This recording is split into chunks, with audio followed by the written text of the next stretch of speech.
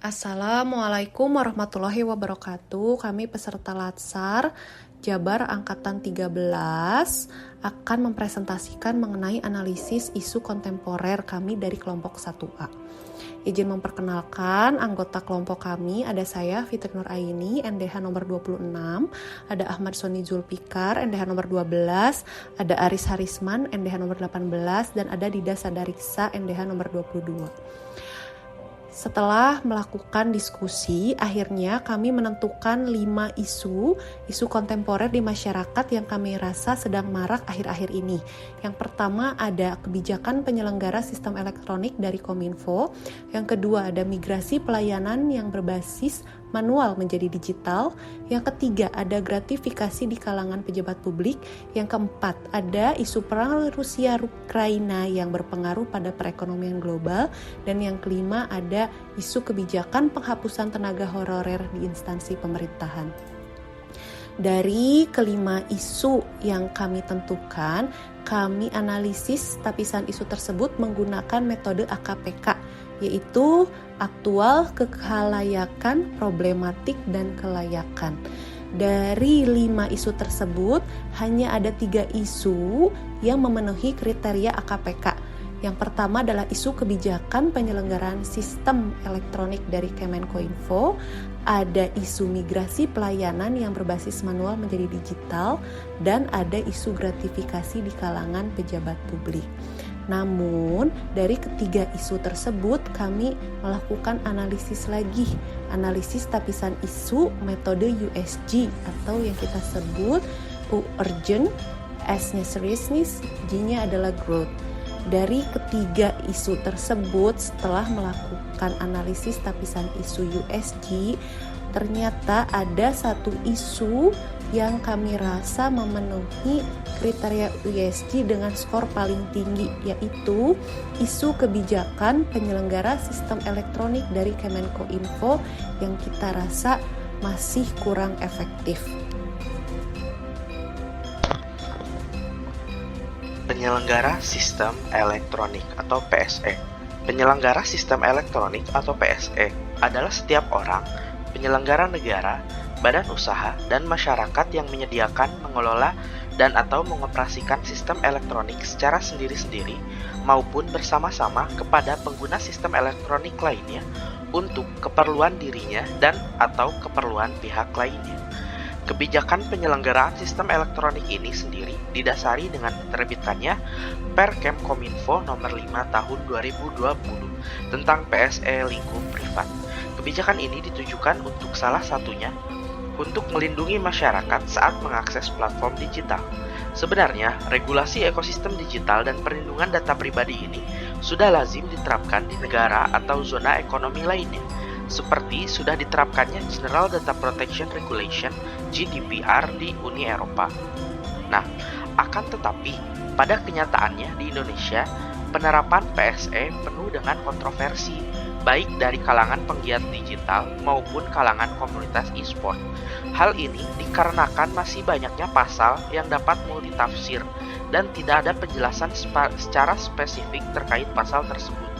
Contohnya, Pasal 9 ayat 3 dan 4 yang berbunyi, PSE lingkup privat wajib memastikan sistem elektroniknya tidak memuat informasi elektronik dan atau dokumen elektronik yang dilarang, dan B. Sistem elektroniknya tidak memfasilitasi penyebaran informasi elektronik dan atau dokumen elektronik yang dilarang. Sementara ayat 4 berbunyi, informasi elektronik dan atau dokumen elektronik yang dilarang sebagaimana dimaksud pada ayat 3 dengan klasifikasi melanggar ketentuan peraturan perundang-undangan, meresahkan masyarakat dan mengganggu ketertiban umum, dan memberitahukan cara atau menyediakan akses terhadap informasi elektronik dan atau dokumen elektronik yang dilarang. Di sini kalimat meresahkan masyarakat tidak secara eksplisit dijelaskan dalam aturan. Nantinya, penggunaan klausa semacam meresahkan masyarakat dan mengganggu ketertiban umum tanpa disertai dengan penjelasan yang konkret akan menimbulkan penafsiran yang luas. Lalu, pasal 14 ayat 1 Perkominfo 5/2020 mengatur soal siapa saja pihak yang dapat melakukan permohonan pemutusan akses terhadap informasi dan dokumen elektronik yang dilarang beredar di PSE. Adapun pihak-pihak yang dimaksud ialah masyarakat, kementerian atau lembaga, aparat penegak hukum, dan lembaga peradilan. Maka dengan adanya pasal ini membuka lebar kemungkinan pemohon untuk menggampangkan pemutusan akses informasi karena permintaan sepihak.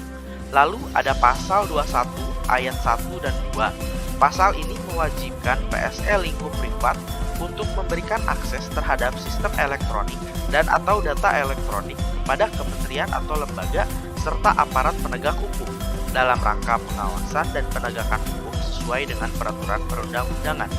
Maka pasal-pasal yang mewajibkan PSE untuk membuka akses terhadap konten komunikasi ini rentan untuk disalahgunakan. Oke, lalu pada bagian berikutnya kami melakukan analisis penyebab. Apa yang menjadi penyebab dari ketidakefektifan kebijakan penyelenggaraan sistem elektronik dari Kemenkominfo ini?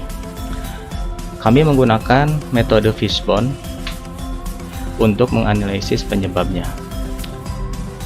Pada metode ini, di sebelah kanan adalah akibat atau efek yang ditimbulkan.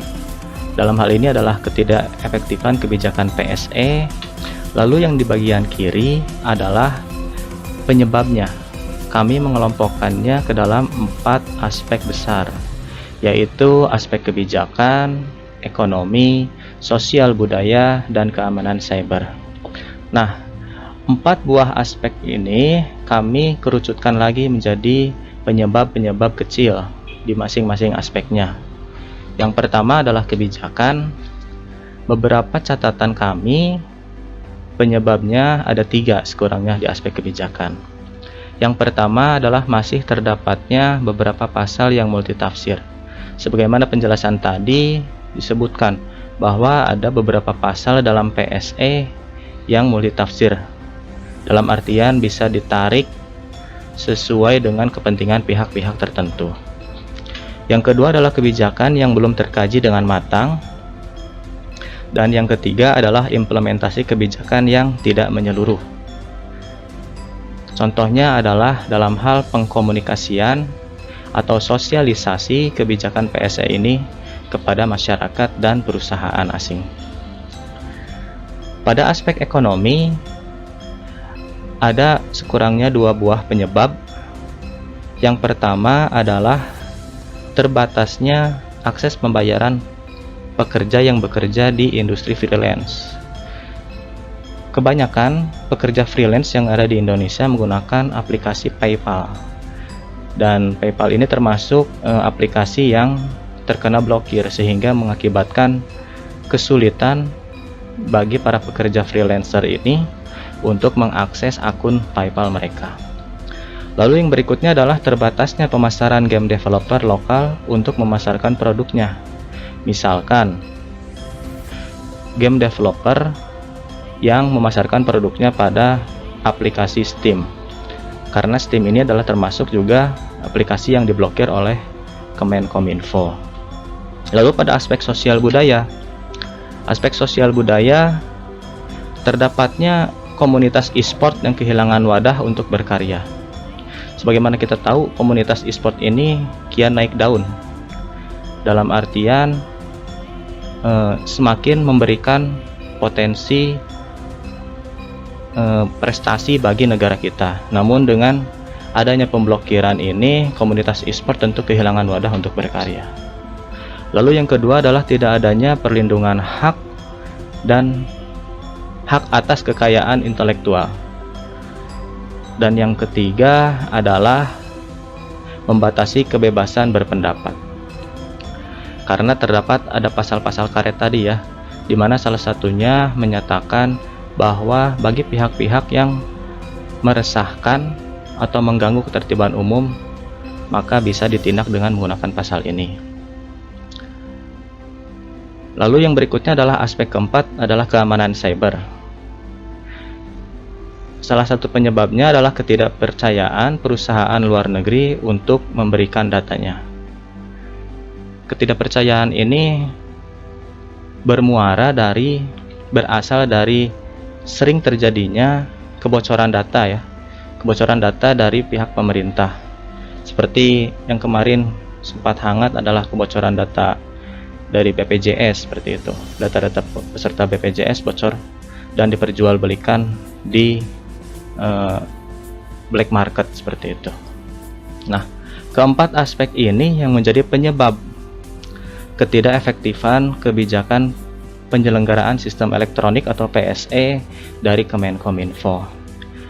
Nah, dari analisis penyebab dengan metode Fishbone ini, kami memberikan beberapa buah solusi yang akan disampaikan selanjutnya. Selanjutnya, dari hasil analisis Fishbone sebelumnya, kami memberikan saran sebagai berikut. Pertama, adanya komunikasi, informasi, dan edukasi secara menyeluruh kepada masyarakat dan stakeholder mengenai kebijakan PSE. Kedua, pemerintah sebagai perumus kebijakan harus mengkaji ulang penerapan sistem kebijakan dari alur informasi hingga pemberian saksi secara bertahap. Ketiga, melakukan langkah-langkah mitigasi seperti memperbaiki infrastruktur PSE di Indonesia. Keempat, meningkatkan kualitas SDM agar berkompeten dalam pengawasan dan keamanan data.